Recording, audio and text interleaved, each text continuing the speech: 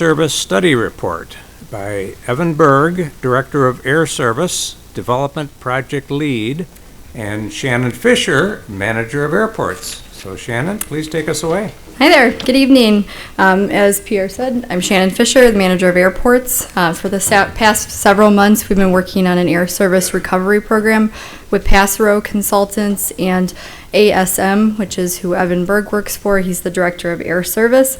This program, as most of you know, is necessary to provide us the data and the justification that we need to assist us in reinstating air service at the Chautauqua County Jamestown airports. So at this time, I'm going to turn it over to Evan Berg to present on the findings and how we got to where we're at today and where this is going to take us from here. Great, thank you, Shannon. And please, if anyone has any questions while we go through the material, please stop me and ask any questions you might have. I will just say before I start, hey, congratulations to everyone who received commendations tonight. That was a pretty impressive list, so congratulations to you all. With that being said, I wanted to jump into the study a little bit, as Shannon alluded to. We did a study that was pretty comprehensive to evaluate the options or for commercial service at Jamestown Airport again. So we were looking at our solutions to bring commercial air service back to Jamestown. So with that in mind, I'll just jump ahead and just talk a little bit. It might take me a second to get in sync here. So what I'll just do is just a quick regional overview, a view of regional air service competition, a understanding of the leakage study that was performed, how we evaluate the passenger traffic opportunity within the region, and then talk a little bit about the air service reinstatement pathways, the options to bring commercial service back, and then talk briefly about some of the airline opportunities, which airlines may seem like the best solutions, and then talk a little bit about next steps and action plans. And obviously one of the next steps is going to be continuing discussions with the legislature as well as other leaders in the community to gain more and more support for the reinstatement of commercial services. So with that being said, I will say that there's just the overall question of, is the market large enough to sustain air service? And if you think about just New York alone, there's a program in the federal government called Essential Air Service, which Jamestown participated in before. There are 3 airports which have smaller populations than Jamestown, that being Watertown, Massena, and Ogdensburg, which actually have essential air service today still. So from a sheer population just of Jamestown, there is precedent for commercial air service and sustainable air service. So the question is, how do we get to that? So just a few slides to talk about regional overview. I know you know the market better than I do, so I'll move through this pretty quickly. But what we did was we evaluated just the geography. So the map shows you kind of a 90-mile radius around the region, and understanding what a 90-minute, 2-hour drive radius would look like, and what's the capture potential of passengers within that region. And we just talk a little about strategically situated between major population centers, which provides access for consumers today to travel. And Jamestown is centrally located amongst all those airports.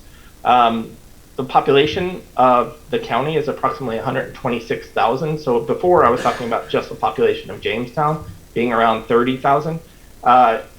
With the population of 126,000, that's very attractive from airlines in terms of the potential passengers that would generate either inbound or outbound travel.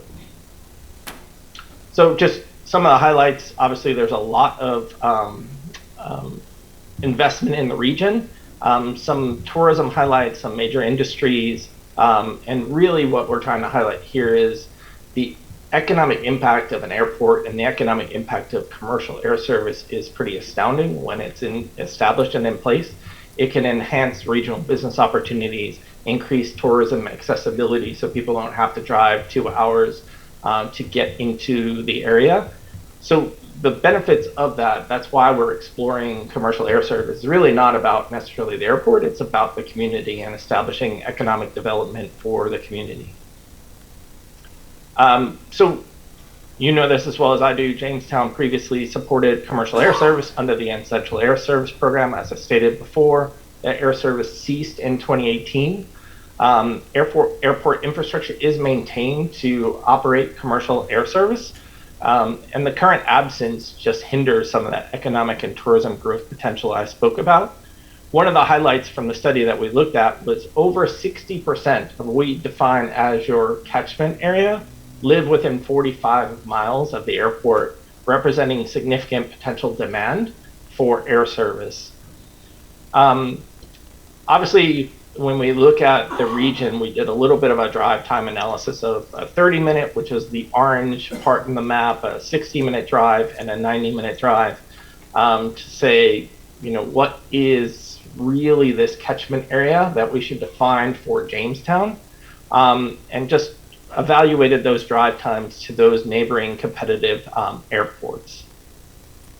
I will jump through these slides pretty quickly, but I'll just say that, you know, over the past 10 years, commercial airline departures in this region, when you take Cleveland all the way up to Buffalo down to Pittsburgh, have declined at a CAGR of 2%. And really what was driving that was the de-hubbing of Continental Airlines, later bought by United in the merger. And that decline, you can see that precipitous decline happened from 2004 to about 2014. There was just a decline in departures in the region. And most of that was attributable to what was happening in Cleveland.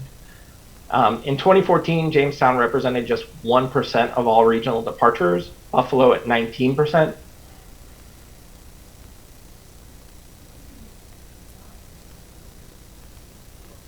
A commercial seat capacity over that same time frame, seats have actually grown 1.7% over the last 10 years.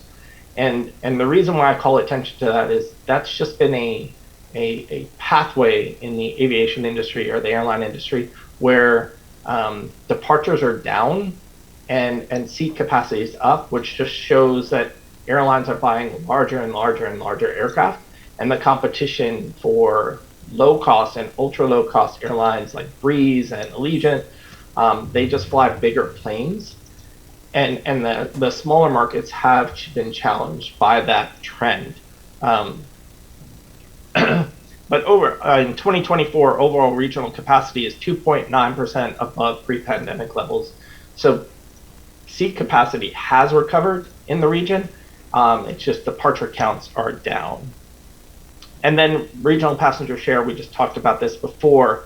The one thing I'll call attention to here is when we think about regional passenger share in this snapshot, we're taking all the passengers that travel out of Cleveland, Pittsburgh, Buffalo, etc., and regardless of what geography they come from. So the passengers can come from 60 miles west of Cleveland.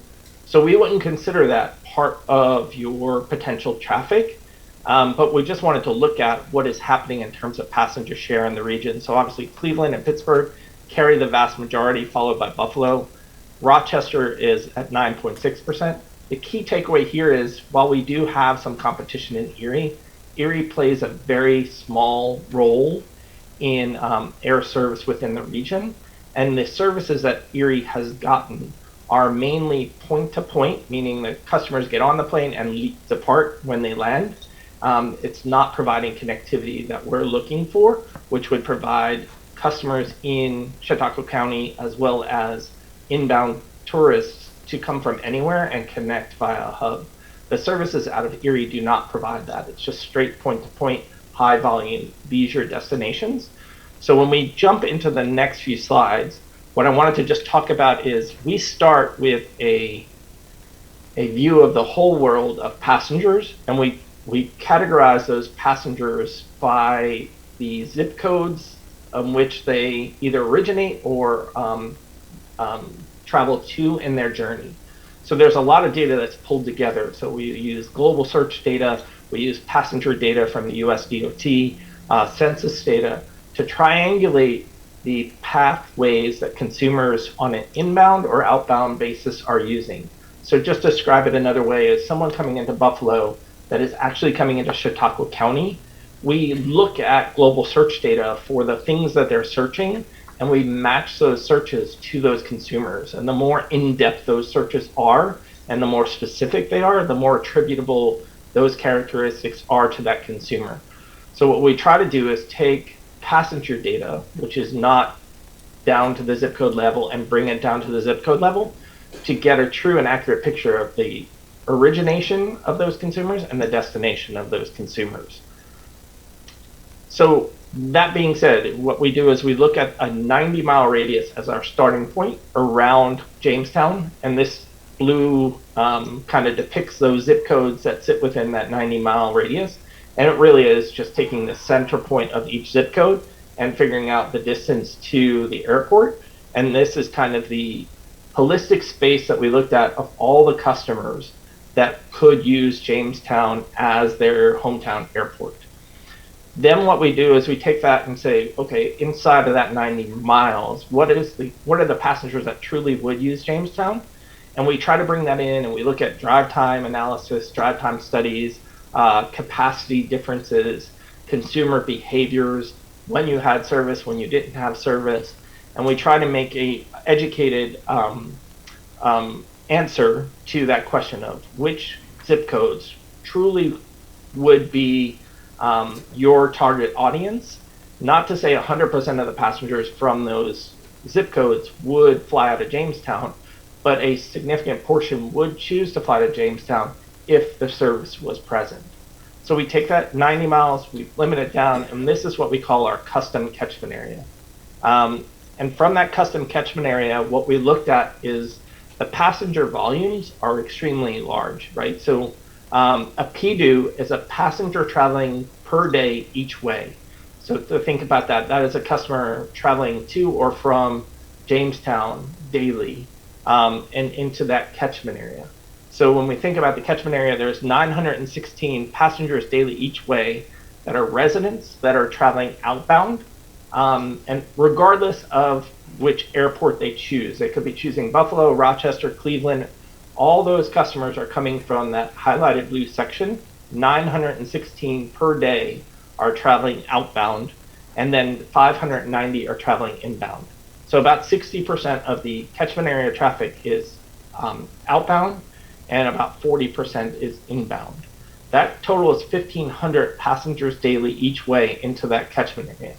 So when we think about the air service opportunity, you can imagine just a 10, 15, 30 seat plane can accommodate these consumers. And I'll describe a little bit of that in a moment too. But just to think about the overall size of the traffic opportunity, not to say we'll capture 100% of that, because if we only have one flight or 3 flights to one market, we'll capture maybe 10% of that. But even 10% is 150 passengers a day that would choose to fly out of Jamestown. So we do believe there's a sizable traffic base to warrant service in the community. The question comes down to the right airline, the right time, etc. And then when I look at that blue bubble and we define those custom catchment area, and we look at the resident side of it, so people sitting in the room today, 60% of those travelers, those 916 passengers daily each way, reside within 45 miles of the airport. So all else being equal, they would choose to fly out of Jamestown, provided they could get to their destination in a meaningful amount of time and do their business as they see fit. So there is a sizable opportunity here. It's really, again, finding the right airline at the right time. When we look at the shares of those passengers inside that custom catchment area, the vast majority of them, about 35%, choose to fly out of Buffalo today. And you can see the dark blue bar is the resident side. The red bar is the visitor. So visitors skew more towards Buffalo, and that makes sense because Buffalo is a higher low-cost carrier presence with Southwest Airlines there than some of the other markets. And you can kind of see that split on Pittsburgh, it's a little bit lower. On Cleveland, it's a little bit lower from a visitor standpoint. So most visitors coming inbound to that catchment area are choosing Buffalo. About 23% or 22% are using Pittsburgh and 17% are using Cleveland. And then the lighter blue bar is just the total, considering inbound and outbound. The interesting thing is, and I called attention to this before, is Erie is extremely close. But consumers in your catchment area do not typically choose to travel out of Erie. They choose to fly out of one of the major hubs, and that's probably because of schedule, convenience, fares, etc. But it does bode well for us in terms of attracting airline that Erie is not really picking up the lion's share of the traffic coming from your area. People are driving past Erie to other markets. Just to break down the service levels, and this is a busy chart, but on the left-hand side is the 90-mile radius, the share by airlines, and the right-hand side is just inside that custom catchment area, what the share is by airlines. The highlight here is if you look at the biggest four pieces of the pie, those are the four major airlines in the U.S. Southwest being WN, American AA, Delta being DL, and United Airlines being UA. The other ones that are on there, Frontier is F9, NK is Spirit, and B6 is JetBlue, G4 is Allegiant. So you can kind of see the LCCs and ULCCs carry a very small share of the traffic. The vast majority of the traffic is carried by one of the major four airlines. That shows that if we were able to get an airline to service a hub, there is loyalty to serving those hubs from a loyalty perspective to travel on the legacy airlines to get to their final destinations. This slide is a little bit busy, but what I wanted to highlight here is just a couple columns. The first column is the rank by destination airport, and I can run through these really quickly, but MCO is Orlando, FLL is Fort Lauderdale, ATL is Atlanta, Tampa is TPA, JFK, New York, JFK, and then you see LaGuardia, New York right after that. Las Vegas is next, Denver, Los Angeles, Phoenix. What I'll highlight here is the third or fourth column where you see the catchment area, that's your custom catchment area, that blue area we talked about, the number of passengers daily each way traveling to each of these markets. If you look at those numbers, they're extremely high. You can fill a large narrow body aircraft with those numbers. The key takeaway here is if we were able to connect to a proximate hub, and by that I mean like a Boston, a New York, a Washington, D.C., which I think is one of our top priorities, as well as Pittsburgh, etc. You can service all of these markets via that hub when you connect to, say, a United Airlines. So the real opportunity is to get, from an EAS perspective, a regional carrier to service those markets. But these numbers are really attractive. And what I'd highlight here as well on that fourth column, the passengers daily each way, if we were to look at Erie, the first market, the markets they serve would be high, but every market after that would be in the teens or single digits because of the type of consumer that is using those products is really just going on a nonstop basis. So when we look at your catchment area, there is a sizable amount of traffic to many of the top markets in the US that can be serviced by a hub.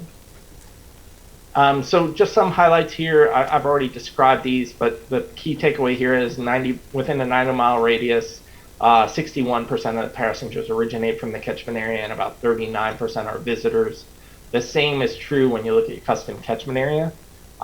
There is sufficient demand to support regional jet service, providing we find the right airline partner at the right time.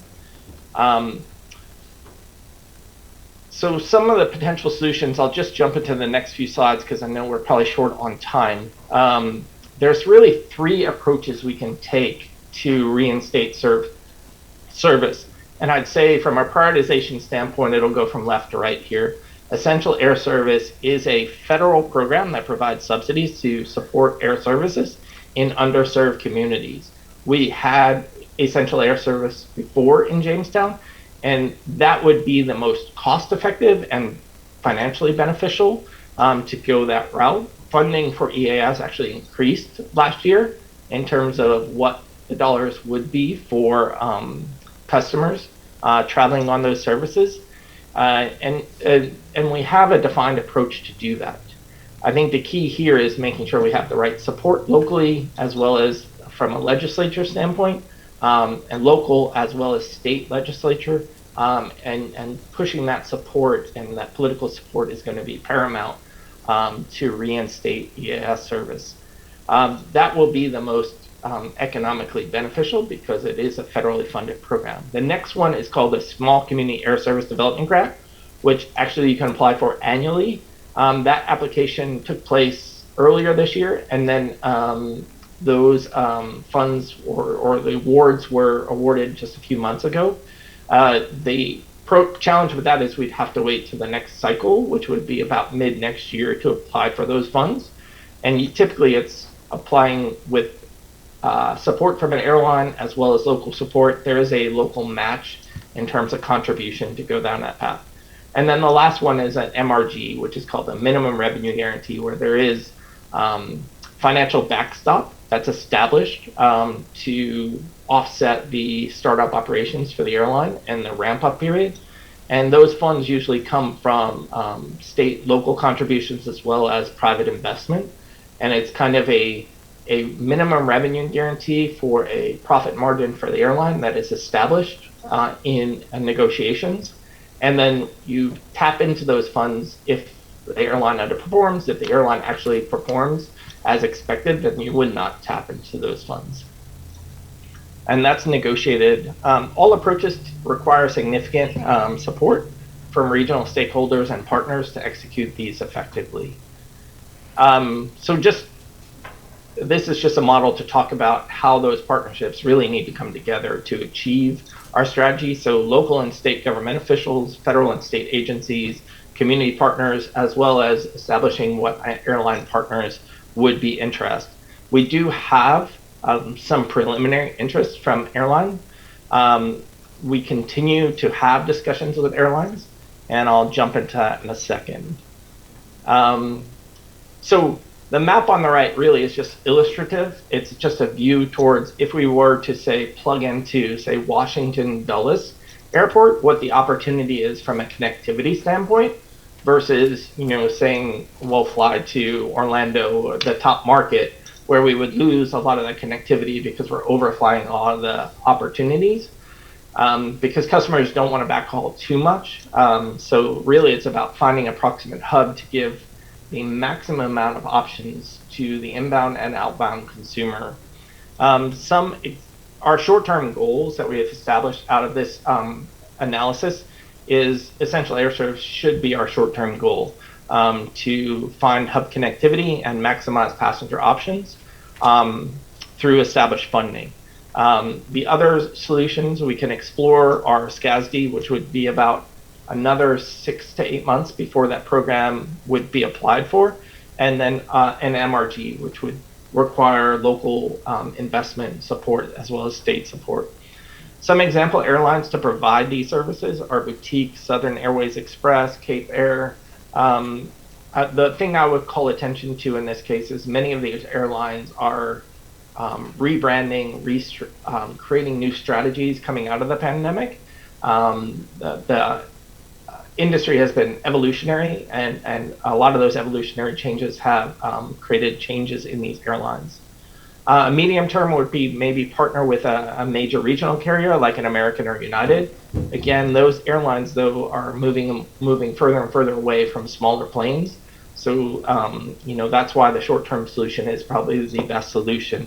And then long-term would be to evaluate maybe an ultra low cost carrier that could operate. The challenge being though, a 5,300 foot runway provides some significant limitations on the range capabilities of aircraft. So as you get into those airlines, they're high density, larger planes, which means a lot of weight, which means on short airfields, the takeoff performance is really hindered. And so they might not be able to fly very far with their existing fleet sizes. So with that, I'll just jump into the last few slides here. Airline opportunities, just looking at the EAS share of EAS market served, as well as share of the revenue. You can kind of see SkyWest is kind of the market share leader in terms of community served as well as revenue. Before I move forward, so SkyWest also has an investment stake in Contour, which is on line 3 and line 6. So when you aggregate those all together, SkyWest, Contour, they represent about 50% of the markets and a little bit more than 50% of the revenue. The next one is Southern Airways, which is the next one on the list, which serves 19 communities and represents about 11% of revenues. And Cape Air, Contour, this is just to give you an idea of the airlines and the type of airlines we're communicating with to garner interest. And those interest levels vary based on the discussions we've had. Unfortunately, we kind of have to keep those quiet because the airlines have asked that we keep those discussions private for now. But as we know more, we'll definitely reach out for more and more support. So we continue to engage with potential airline partners to determine interest in serving Jamestown under all 3 approaches. And then the last one I have here is just kind of talking about next steps. So if we were to initiate service in the next year, which is kind of our reach goal, what we're wanting to establish service maybe if at the earliest midsummer or beginning of the summer.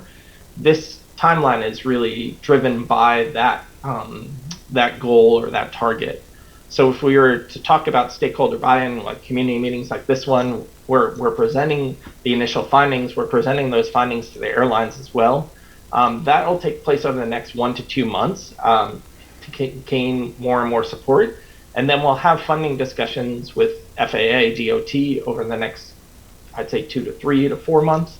And Passero is actually the parent company that we work for, or not parent company, but we're a sub-consultant to Passero. They're actually, Passero Associates is the prime on this project, but we are doing the analytics behind it. That's why I'm speaking today. So I mentioned them there. Airline negotiations ongoing over the next 3 to 4 months, with the idea that we would try to reinstate service by middle of next year. And that would be the next step, would be that service reinstatement with marketing and airline operations support. The key takeaways are ES provides the most immediate path to reinstating air service, yet will require significant support, particularly political support to get those services reinstated. SCASD funding can support marketing incentives and route development. It's an annual process, as I discussed. So we'd have to wait for those funds, which would mean probably 2026 before we could have service. So that's why that's a lower priority option right now. The MRG ensures a long-term stability and viability for the airline. The challenge with that is it does take a sizable effort from the community to establish a funding mechanism for that. So we will continue to have discussions down that path. But again, I think the best solution for the community is to follow the EAS pathway first. Collaboration with airlines and stakeholders is critical for success regardless of the approach. And as I said, legislative support is going to be paramount to establish commercial air service again. The marker there, though, is there are communities smaller than Jamestown, smaller than Chautauqua County with EAS funding and support. There's communities in Alaska that have service with less than 1,000 residents. There's a market in Nevada that has a air service with less than 10,000 residents. So there is precedence for communities of your size to have EAS service and have it be successful. So with that, I'll open it for questions, comments. Legislator Larson. My name's Fred Larson. I'm a legislator from the city of Jamestown. Used to be the county attorney for Chautauqua County for 8 years, including right after 9/11 and the disruption to air service that meant. I'm surprised that in all of this study and presentation, there's no mention of Bradford, Pennsylvania. Back in January of 2018, when Southern Airways was chased out of the Jamestown airport before their essential air service contract had even expired, they continued to serve Bradford, Pennsylvania. Bradford has got to be much smaller than Jamestown and immediate environs, forget the whole county. Southern Airways dependably serves Bradford, Pennsylvania to this date. Some said at the time, well, it's so far from Buffalo compared to Jamestown. According to MapQuest, Bradford is 2 miles and 2 minutes further from the Buffalo airport than Jamestown is. Southern Airways dependably serves that little Bradford market to this day.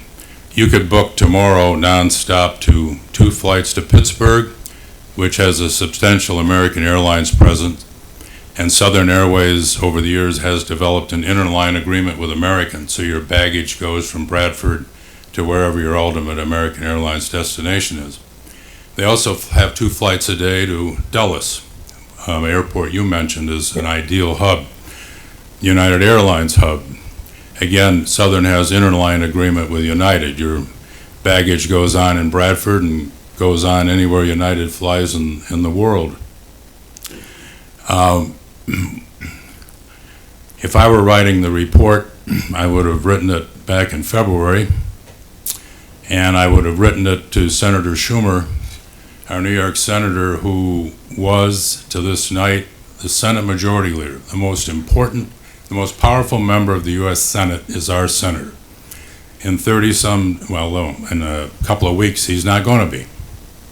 I think we've missed an opportunity when one talks about needing political support.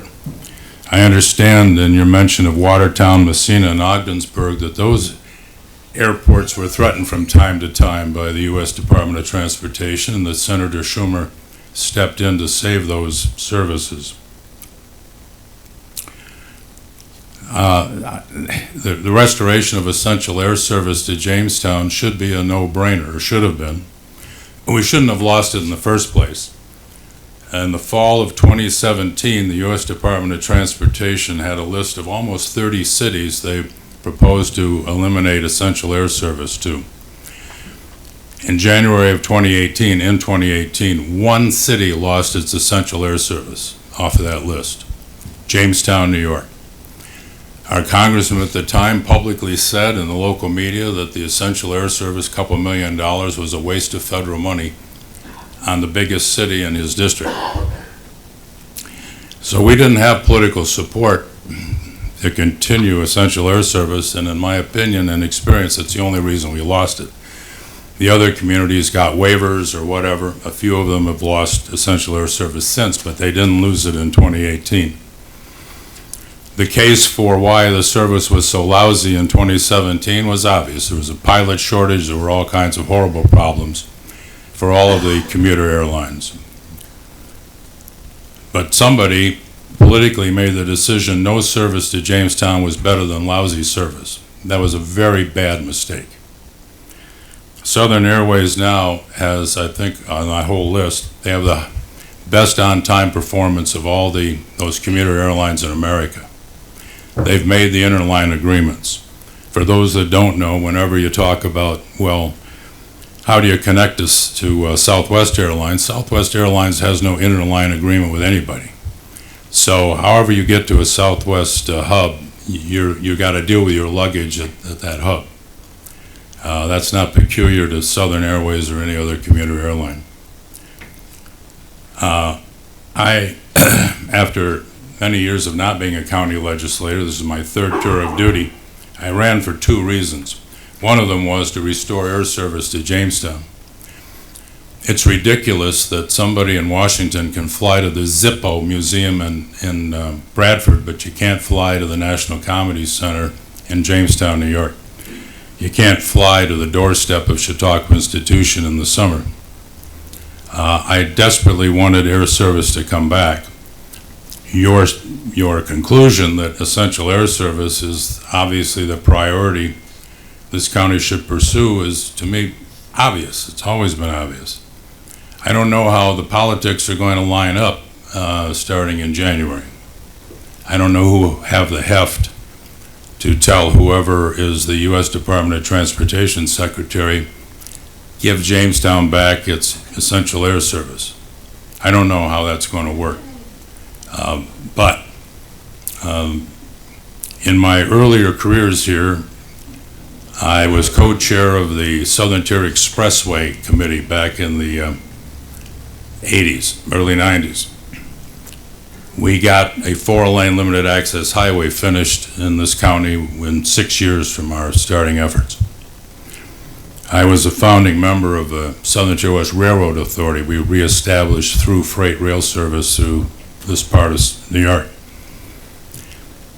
To fight for a modern highway, to fight for rail service, and then to watch our air service disappear, which we had at least from the 1950s, always had passenger air service.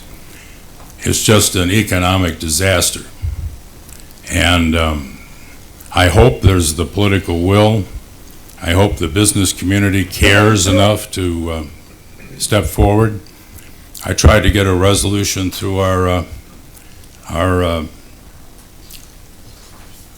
Chautauqua County Visitors Bureau last week endorsing return of essential air service. I did get agreement they'd write a letter to the senator and our congressman and to Pete Buttigieg, the DOT secretary. I think air service is critical to economic development in the county. There are those that disagree. But I do feel that it's unfortunate that 2024 is disappearing and the most powerful politician we have representing New York will not be in that position in a few days. So best wishes that we get EAS back. We deserve it. And if you would throw in the comparable of Bradford, if little Bradford can support EAS to Dulles and Pittsburgh every day of the week, Jamestown can. Thank you. Thank you. Other comments? Any other comments from the legislators?